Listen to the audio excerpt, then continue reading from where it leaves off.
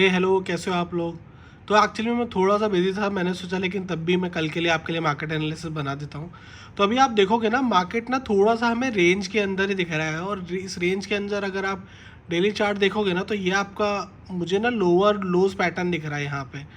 ठीक है, अभी क्या है, जैसी ग्लोबल चीज़ें मुझे लग रही है, आप देखोगे भी गिफ्ट निफ्टी ऑलमोस्ट यहाँ पे आपको नंबर्स थोड़े से गलत दिख रहे होंगे, बट मैं अगर इसको आर्ली चार्ट पे देखूँ तो आप देखो गिफ्ट निफ्टी ऑलमोस्ट 23,000 के आसपास दिखा रहा है। ठीक है, तो मैं बाकी सारे सिनेरियोज अभी इस टाइम पे डिस्कस नहीं करना चाहता, बिकॉज आई नो कल ऑलमोस्ट 90% प्रोबेबिलिटी है कि मार्केट गैप डाउन ही खुलेगा। ठीक है, अगर मार्केट गैप डाउन ही खुलेगा तो उसके हिसाब से ही हम लोगों को अपना प्लान, अपनी सारी चीज़ें यहाँ पर डिसाइड करनी पड़ेगी।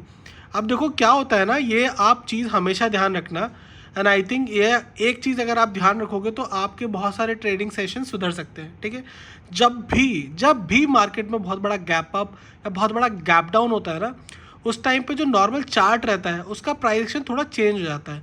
तो हमें उस टाइम पे जो भी नया चार्ट बनता है, I think next 30 to 45 minutes आप मान लो, 10 बजे तक मान लो आप, 10 बजे तक जो भी नया चार्ट बनता है ना, उसका प्राइस एक्शन देख के ही हमें ट्रेड करना होता है।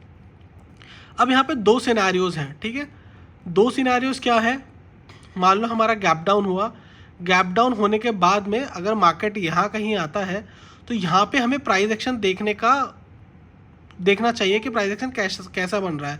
यहाँ पे अगर रिजेक्शन लेता है तो यहाँ पे हम एक रिजेक्शन से एक ट्रेड ले सकते हैं। ठीक है, मोस्टली अगर गैप डाउन होकर यहाँ पे आके हमारे लोस को टच करता है तो। ठीक है, उसके अलावा बहुत बड़ी ज़्यादा प्रोबेबिलिटी कि मार्केट अगर गैप डाउन खुलता है, गैप डाउन खुल के अगर आई थिंक 45 मिनट्स का आप देखो, 45 मिनट्स का कैंडल आप वेट करो, अगर डाउन साइड का मूवमेंट दिख रहा है आपको और 45 मिनट्स का जो लो है उसको ब्रेक करता है तो हम नीचे की साइड में ही ट्रेड करेंगे। ठीक है, मोस्टली 70% ऑफ द टाइम मैं कल ट्राई करूँगा कि मैं नीचे की साइड के लिए ही ट्रेड करूँ।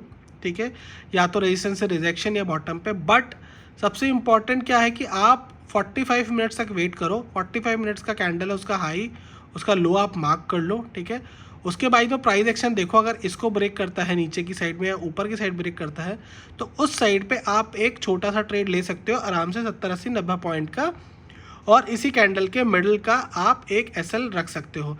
फॉर एग्जांपल ये कैंडल आपकी 100 पॉइंट की है। ठीक है, आप 50 पॉइंट का एसएल रखो, 100 पॉइंट का टारगेट रखो, ये कैंडल क्रॉस होने के बाद में, और आप आराम से बैठे रहो। ठीक है, यही एक स्ट्रैटेजी जो आप कल के लिए फॉलो कर सकते हो। या फिर अगर आपको रेजिस्टेंस के पास में दिखती है और यहाँ से तुम आपको अच्छा रिस्क रिवॉर्ड मिलता है तो यहाँ से भी एक छोटा सा ट्रेड प्लान किया जा सकता है डाउन साइड। मेरे ये दो ही सिनेरियो है। ठीक है, कल के लिए लेवल्स जो काम आ सकता है वो एक यही लेवल काम आ सकता है जो मुझे दिख रहा है। उसके अलावा जो इम्पॉर्टेंट चीज़ है वो यही है कि हमें फर्स्ट 45 मिनट्स वेट करना पड़ेगा। हमें देखना पड़ेगा कि मार्केट कैसा रिएक्ट कर रहा है, मार्केट लोअर लोज बना रहा है, लोअर हाइज बना रहा है, क्या बना रहा है, या फिर साइडवेज है। ठीक है, अगर मार्केट हाई बनाता है, लो बनाता है, हाई बनाता है, फिर नीचे आ जाता है, फिर वापस हाई बनाता है, फिर नीचे आ जाता है, फिर ऊपर चले आता है, फिर तो आप समझ लेना कि भाई आज वो पैसा कमाने के मूड में नहीं है, आप अपना मार्केट छोड़ दो और आगे बढ़ो। ठीक है, तो बेसिकली मेरा कल के लिए बहुत बहुत ज़्यादा इंपॉर्टेंट सजेशन यही है, आप 45 मिनट्स तक वेट करो।